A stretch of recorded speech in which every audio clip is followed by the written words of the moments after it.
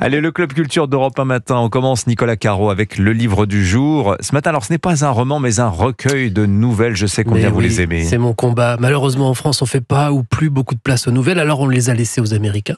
Comme Ben Shattuck, par exemple, il publie chez Albin Michel La forme et la couleur des sons, une dizaine de nouvelles, toutes liées entre elles. Le titre est très beau, très étrange aussi. La forme et la couleur des sons, qu'est-ce que ça veut dire ? C'est le titre de la première nouvelle, justement. On est en 1984 à Cambridge, Massachusetts, mais c'est un vieux monsieur qui parle, Lionel. Il avait 17 ans en 1916, nous dit-il, quand il a rencontré David. Il a décidé de raconter tout ça à cause de son médecin, qui lui a conseillé de faire ça pour parer aux insomnies. Insomnie provoquée par la réception chez lui il y a quelque temps d'un colis avec 25 cylindres phonographiques, l'ancêtre du vinyle. Vous savez, c'est un mélomane, un expert, même un musicologue, Lionel. Il est un peu connu. Il a publié des livres sur la musique traditionnelle américaine. Il passe à la télé et tout.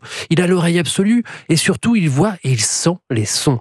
Le ré a goût de lait. Le do, c'est une cerise sucrée. Jouer un si mineur un peu faux et une amertume cireuse lui remplira la bouche. Ça peut être aussi des couleurs. Et en 1916 ? Oui, à ce moment-là, il vient de sortir du conservatoire de Nouvelle-Angleterre. Il est au pub avec des amis et c'est là qu'il voit David.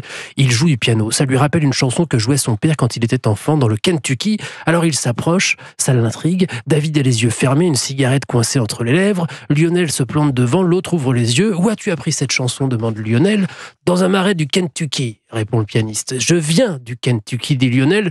Réponse de David, « Désolé mon vieux ». Et il se serre la main et une histoire commence. Mais l'Amérique entre en guerre, David part en Europe, Lionel reste à cause de sa mauvaise vue. Le temps passe et David revient. Il propose à Lionel de l'accompagner puisqu'il est chargé de collecter des chansons traditionnelles dans le Maine. Il faut les enregistrer sur un phonographe et c'est parti pour un voyage poétique, sonore, harmonieux et un peu mélancolique. Les autres nouvelles se passent à d'autres époques, dans d'autres contrées, mais il y a toujours un lien, même ténu. Il est sorti début avril. J'ai mis un peu de temps à l'ouvrir, mais j'étais très curieux parce que tous ceux qui l'avaient lu avaient l'air comme envoûtés quand ils m'en parlaient. Et effectivement, ça résonne longtemps, ce livre. Voilà, la forme et la couleur des sons, signé Ben Shattuck, traduction Héloïse Esquier. Merci beaucoup. Envoûté, hein, rien que ça. Nicolas Caro, oui. Bah, les synesthésies. C'est ça. Synesthésie. Voilà, les correspondances. La couleur des sons. Voilà, exactement. Caroline Speller, le jeu vidéo de la semaine s'appelle 30 Birds, production indépendante et on part au cœur de la culture traditionnelle perse. Oui, celle des contes, de la poésie et l'art miniature. Et derrière ce jeu, il y a un vrai voyage, celui d'une illustratrice et d'un programmeur musicien à Istanbul. Ils en rapportent un journal de bord rempli de croquis, d'histoires modernes et magiques de la ville. Ce journal s'est par la suite transformé en un livre, Carnet d'Istanbul, et aujourd'hui un jeu vidéo. Alors, 30 Birds, c'est ouvrir un conte oriental animé, illustré avec des miniatures persanes du XVe siècle. Tout a été dessiné à la main.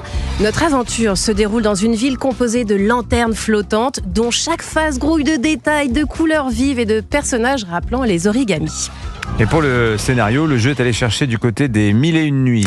Oui, il s'inspire aussi du conte classique du XIIe siècle, La Conférence des oiseaux, mais en version pop et contemporaine. On incarne Zig, une jeune détective qui doit enquêter sur la disparition de la déesse Simurgh, la version persane du phénix. Nous devons alors arpenter la cité lanterne, interroger ses habitants, réunir 30 oiseaux mystiques pour reconstituer leur chant sacré et localiser la déesse. Et autant vous dire que l'univers et ses personnages sont vraiment hauts en couleur. Les trains volent, les babouches sont magiques, les djinns ont un téléphone et les oiseaux font du stand-up. Et quoi, c'est un jeu d'enquête et d'exploration ? Pas seulement, Dimitri, c'est aussi une flopée d'énigmes environnementales et d'activités en tout genre. Un jeu de rythme sur une grenouille synthétiseur, déduction, partie de cartes. C'est comme si le monde en papier de Paper Mario rencontrait les mini-jeux de WarioWare, mais en perse.